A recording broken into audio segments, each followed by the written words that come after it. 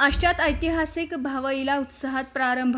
पारंपरिक खेळांनी जपली शतकांपूर्वीची संस्कृती.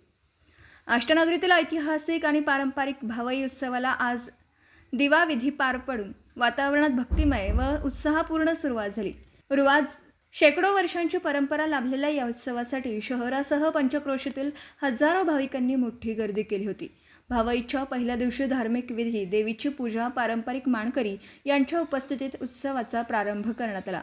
त्यानंतर कंकण बंधन, आळूमुळू, घोडी, पिसं, कर तोडणं, जोगण्या, लोट, मखोटे, लट्टू, पाखरे, बाजले, खाटले, चोरसती यांसारखे पारंपरिक खेळ सादर करण्यात आले.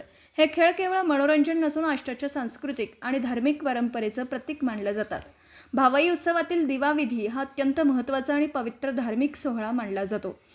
देवीची विधिवत पूजा, आरती आणि पारंपरिक धार्मिक विधी पार पडल्यानंतर मानकऱ्यांच्या उपस्थितीत दिवा प्रज्वलित करण्यात आला. या दिव्याला भावई उत्सवाच्या शुभारंभाचा आणि देवीच्या कृपेचं प्रतीक मानलं जातं. दिवाविधीनंतर परिसरात भक्तिमय वातावरण निर्माण झालं. ढोल ताशांचा गजर, पारंपरिक वाद्यांचा निनाद आणि आई राजा उदे उदेच्या जयघोषाने संपूर्ण परिसर दुमदुमून गेला. पारंपरिक वाद्यांचा गजर, ढोल ताशांचा निनाद आणि भाविकांचा उत्स्फूर्त सहभाग यामुळे भावई उत्सवाची रंगत अधिकच वाढली. महिला, युवक आणि ज्येष्ठ नागरिकांनी मोठ्या श्रद्धेने या धार्मिक सोहळ्यात सहभाग नोंदवत या ऐतिहासिक परंपरेचा अनुभव घेतला. भावई हा उत्सव आष्ट्याच्या सांस्कृतिक ओळखीचा अविभाज्य भाग असून पिढ्यानपिढ्या ही परंपरा जपली जाते. पुढील काही दिवस विविध पारंपरिक खेळ, धार्मिक विधी आणि सांस्कृतिक कार्यक्रमांनी हा उत्सव अधिक रंगणार आहे.